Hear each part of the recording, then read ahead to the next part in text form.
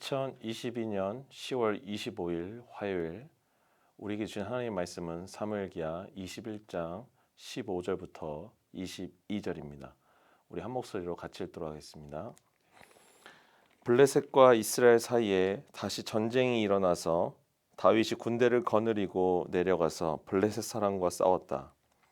블레셋 사람과 싸우는 전투에서 다윗이 몹시 지쳐 있을 때에 거인족의 자손인 이스비브노비라는 사람이 300세겔이나 되는 청동 창을 들고 허리에는 세 칼을 차고 다윗을 죽이려고 덤벼들었다.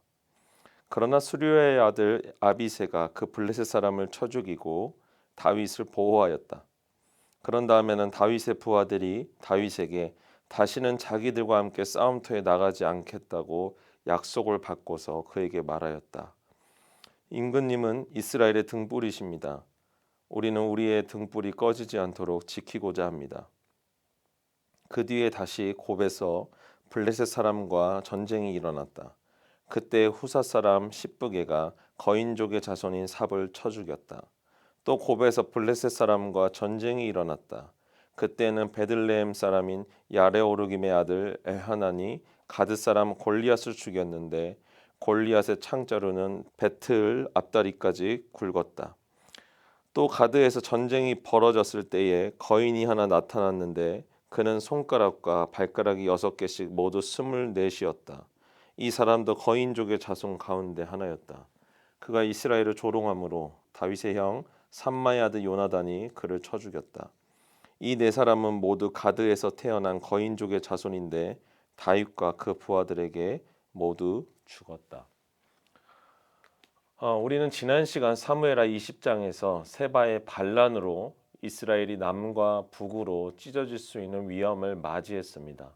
그러나 다윗의 용맹스러운 부하들의 끈질긴 노력으로 인해 세바를 물리치게 되었고 그 결과 이스라엘은 다시 평화를 맞이하게 됩니다. 평화, 모든 사람들이 원하는 전쟁이 없는 세상, 어느 시대를 막론하고 사람들은 평화를 원했습니다. 그러나 역사가 말해주듯 평화의 시기는 그리 오래가지 않습니다. 왜냐하면 끊임없이 더 넓은 영토와 강한 권력을 차지하려는 권세자들의 욕심은 끝이 없기 때문입니다. 현재 우리가 사는 세상도 이와 별반 다를 게 없어 보입니다. 작년에 시작된 러시아와 우크라이나 전쟁은 명분이 명확하지 않은 특정한 정치 집단의 광기라는 것을 우리 모두가 알고 있지 않습니까? 앞으로도 이런 전쟁은 일어나지 않아야겠지만 제2의, 제3의 누군가가 이런 끔찍한 전쟁을 일으킬 수 있다는 것은 우리가 부인할 수 없습니다. 오늘 성경에서도 압살롬의 시대가 끝나고 세바의 시대가 끝나며 긴 평화의 시대가 찾아오는 듯 보였습니다. 그러나 평화의 시대가 시작되었다라는 말이 끝나기도 전에 또 한번 전쟁이 시작됩니다. 블레셋과 이스라엘의 전쟁이 시작된 것입니다. 블레셋과의 전투가 벌어지자 다윗은 군대를 이끌고 전쟁에 나갑니다. 우리가 사무엘하 11장에서 봤던 그 다윗과 상당히 달라진 모습을 확인할 수 있습니다. 기억나십니까? 암몬과의 전쟁에 나가지 않았던 다윗, 그래서 밧세바와 함께 죄를 지었던 다윗. 어쩌면 다윗은 그 사건 이후로 아마 이런 다짐을 했을지 모릅니다. 내가 전쟁에 나가지 않고 또 왕궁에 거한다면 나에게 또다시 유혹이 찾아올 것이다.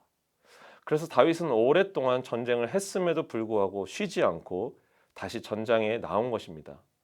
그러나 젊은 나이가 아니었던 다윗은 전투 가운데 체력이 소진되어 하마터면 목숨을 잃을 뻔한 상황을 마주합니다. 그제서야 부하들은 다윗에게 이제는 더 이상 이런 위험한 전투에 나오지 마시라는 충언을 듣게 됩니다. 17절 같이 읽겠습니다. 그러자 수르야의 아들 아비새가 그 블레셋 사람을 쳐 죽이고 다윗을 보호하였다. 그런 다음에는 다윗의 부하들이 다윗에게 다시는 자기들과 함께 싸움터에 나가지 않겠다고 약속을 받고서 그에게 말하였다. 임금님은 이스라엘의 등불이십니다.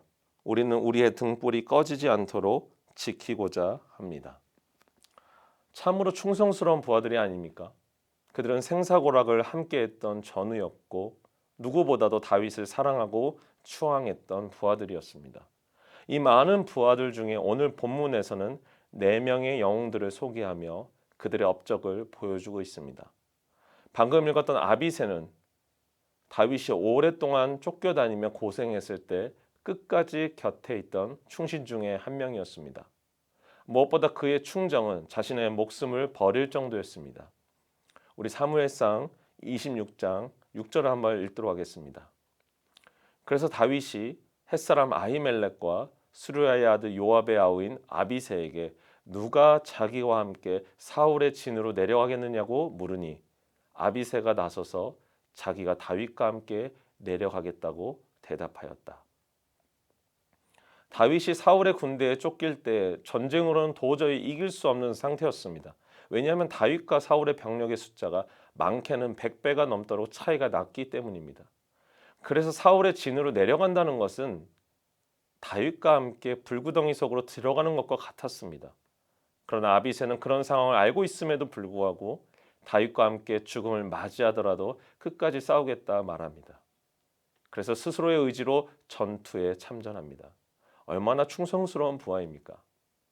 목숨을 버릴 정도로 죽음을 생각하는 부하를 둔 다윗의 마음은 얼마나 기뻤을까요? 하나님께서는 다윗에게 이런 충성스러운 부하들을 많이 붙여주셨습니다. 그래서 오늘 본문에는 아비새 말고도 3명의 영웅들을 더 소개해 주십니다. 우리 18절, 19절, 21절 함께 읽도록 하겠습니다. 그 뒤에 다시 곱에서 블레셋 사람과 전쟁이 일어났다. 그때 후사 사람 십부게가 거인족의 자손인 삽을 쳐 죽였다. 또 곱에서 블레셋 사람과 전쟁이 일어났다. 그때에는 베들레헴 사람인 야레오르김의 아들 엘하난이 가드 사람 골리앗을 죽였는데 골리앗의 창자로는 배틀을 앞다리같이 굵었다. 그가 이스라엘을 조롱함으로 다윗의 형 삼마의 아들 요나단이 그를 쳐 죽였다. 후사 사람 십부게와 아레오르김의 아들 엘하난 그리고 삼마의 아들 요나단이 오늘 성경에 기록되었습니다. 그러나 애석하게도 이들의 기록은 오늘 본문에 기록한 내용이 전부입니다. 아비새는 오랫동안 다윗을 섬기며 다양한 스토리에서 그 이름을 올렸지만 이 3명만큼은 오늘 사무엘하 본문에 등장하여 언급된 것이 전부입니다. 그러다 보니 오늘 우리가 본문을 읽으면서 이런 사람이 있었구나 정도만 알지 그들의 삶이나 그들의 신앙은 알 수가 없는 것이죠. 다윗과 같은 경우는 얼마나 다양한 곳에서 그의 신앙과 그의 생각이 드러나지 않았습니까?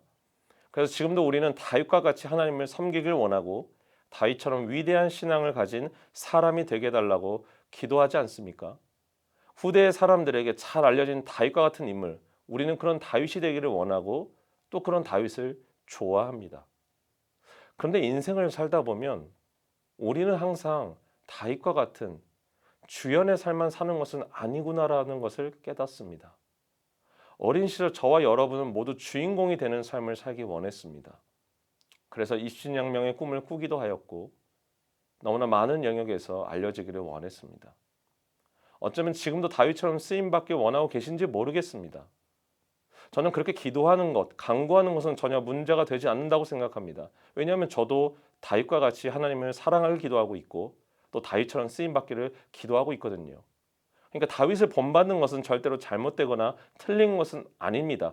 다만 우리가 기억해야 할 것은 다윗과 같이 쓰임을 받는 인생도 가치가 있는 인생이고 오늘 아비새와 같은 사람들처럼 쓰임을 받는 인생 또한 가치 있는 인생임을 깨달아야 한다는 것입니다. 우리 모두에게 성경에서 기록된 인물 중에 기억에 남는 사람이 누구인지 물어본다면 대부분이 요셉, 모세, 다윗과 같은 유명한 인물들을 기억할 것입니다. 그들의 스토리는 성경의 여러 장에 기록될 정도로 많은 내용이 담겨져 있고 정말로 눈물이 앞을 가리는 그런 깊은 이야기도 많이 기록되어 있습니다. 그만큼 이들의 비중이 크고 영향력이 크다는 것을 반증하는 것이겠죠. 그러나 그들처럼은 아니지만 이 위대한 성경에 자신의 이름이 기록되었다는 사실 하나만으로도 이들 4명의 삶이 유명한 인물들 못지않게 가치 있는 인생이었다고 우리는 인정해야 합니다. 왜냐하면 예수님께서 한 여인의 삶을 칭찬하시면서 이것이 기록되어 저 후대의 많은 사람에게 기억될 것이라고 말씀하셨기 때문입니다. 우리 마가복음 14장 8절부터 9절 같이 한번 읽도록 하겠습니다. 이 여자는 자기가 할 수 있는 일을 하였다. 곧 내 몸에 향유를 부어서 내 장례를 위하여 할 일을 미리 한 셈이다. 내가 진정으로 너희에게 말한다. 온 세상 어디든지 복음이 전파되는 곳마다 이 여자가 한 일도 전해져서 사람들이 이 여자를 기억하게 될 것이다. 우리가 너무나 잘 알고 있는 이 향유 옥합을 깨트린 여인의 삶도 어쩌면 이 장면에만 등장하는 작은 비중의 삶이었을 겁니다.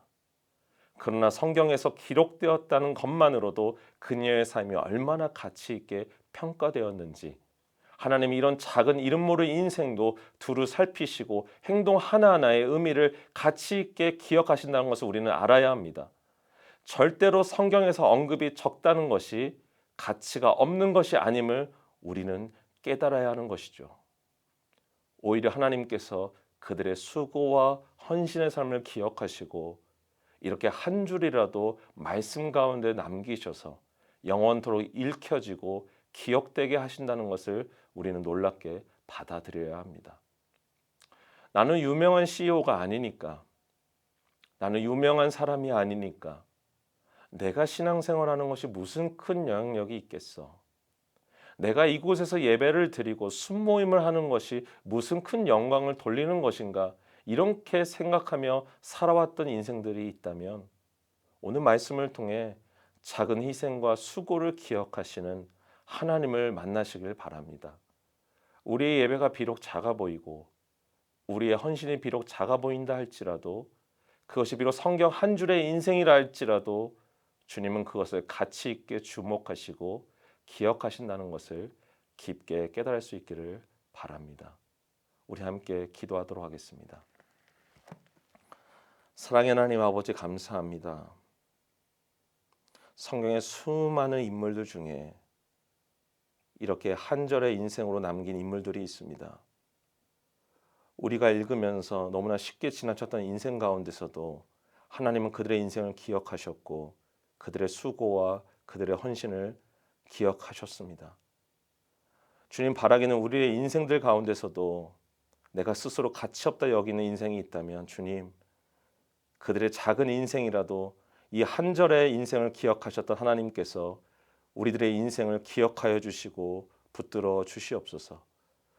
우리 바라기는 미랄교회 성도들이 정말로 작은 곳에서 섬기며 헌신하는 우리 성도들의 삶을 주님께서 이들처럼 기억해 주시기를 간절히 구합니다. 주님, 우리들의 삶 속에서도 하나님께서 기억하여 주시고 가치 있게 여겨 주옵소서. 주님께서 우리의 기도 가운데 동일하게 응답하시고 붙잡아 주시라 믿사오며 사랑이 많으신 예수 그리스도 이름으로 기도합니다. 아멘.